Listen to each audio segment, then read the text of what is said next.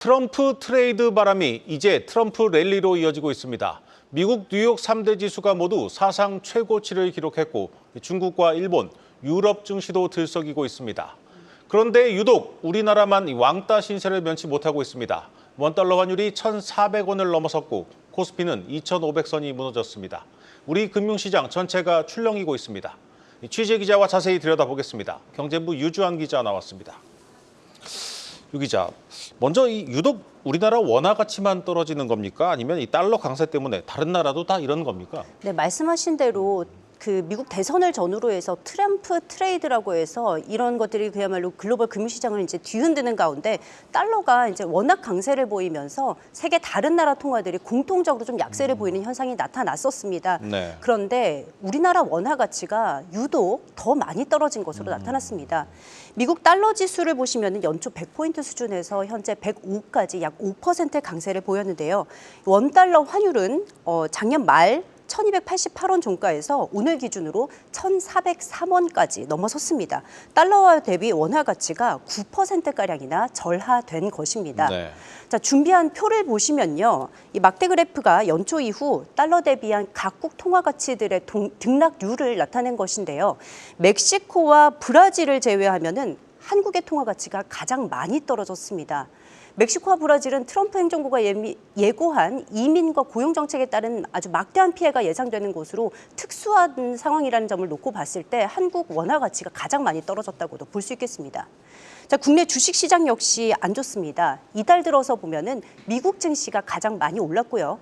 또 60%의 관세가 예고된 중국마저도 대규모 부영책 기대감에 높은 상승폭을 기록했습니다.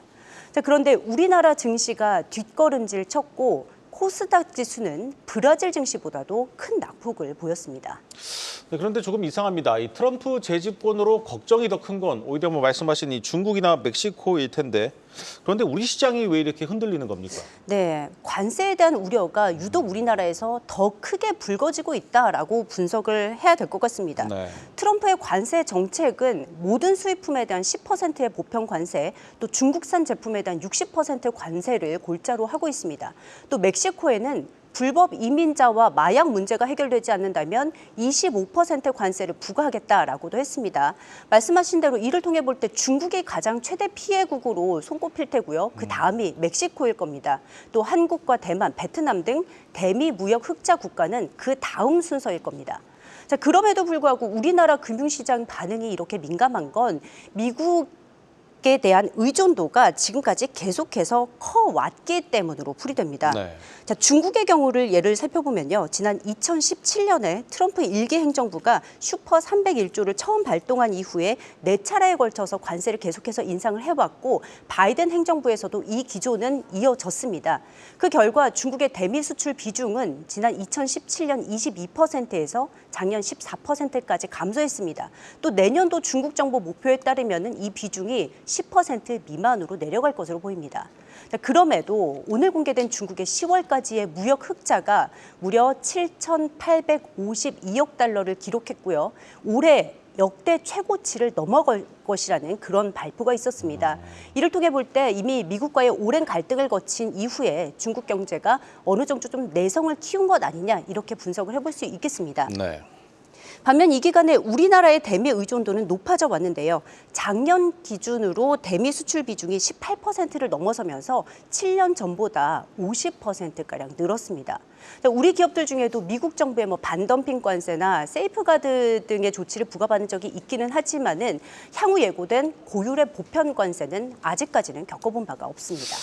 네, 이 트럼프의 관세 정책도 걱정이지만 미국 정부를 믿고 현재 대규모 투자를 하고 있는 우리 기업들도 걱정입니다. 이 트럼프가 이 바이든 행정부의 기조를 좀 완전히 뒤집을 가능성도 좀 배제할 수는 없지 않겠습니까? 네, 맞습니다. 백악관에 따르면은 한국의 기업들은 바이든 정부가 출범한 이후 작년 11월 말까지 미국에 최소 555억 달러, 하나 기준으로 72조 원가량을 투자를 했는데 이는 전 세계 국가 가운데 최대 규모입니다. 바이든 행정부가 추진한 칩스법이라든지 인플레 감축법 등을 수정 또는 폐기하겠다는 게 트럼프 당선인의 공언이었고요. 있고요. 향후 실제 폐기까지 될지는 지켜봐야겠지만은 최소한 보조금 축소 등까지는 좀 불가피할 것으로 예측이 됩니다. 네. 이 때문에 이 같은 우려가 현재 삼성전자, SK하이닉스, 현대차 같은 한국 대표 기업들의 주가에 좀 반영되고 있는 것으로 보입니다. 네, 환율도 걱정입니다. 이 환율 1,400원은 과거에 커다란 위기가 있을 때나 보던 숫자인데 이 분위기가 조금 다른 것 같습니다. 고환율이 길어질 것이다. 1,400원이 이제 뉴 노멀이다. 이런 얘기도 들리는데 어떻습니까? 네, 맞습니다. 지금이 특별한 위기 상황은 아니라는 점에서 사실 원달러 환율 1,400원대가 다소 생소하게 여겨지는 부분이 있기는 합니다만 네. 향후 트럼프 행정부가 미국 우선주의 정책을 취하면서 비미국 지역에서는 리스크가 계속해서 확대될 수가 있겠고요. 관세, 감세, 또 이민 정책 등이 인플레이션을 다시 유발할 것이라는 전망이 나오기 때문에 달러화 선호가 지속될 것으로 보는 전문가들이 많습니다.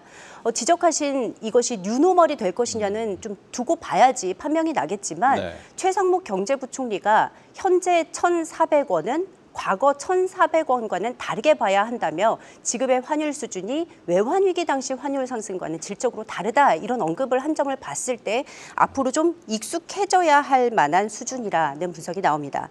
오늘 환율은 장 막판에 또 치솟으면서 1,403.5원에 마감해서 2년 만에 1,400원을 뚫었습니다. 전문가들이 점치는 환율 상단은 계속해서 올라가고 있고 지금 1,430원까지 좀 전망하는 시각이 나와 있는데요.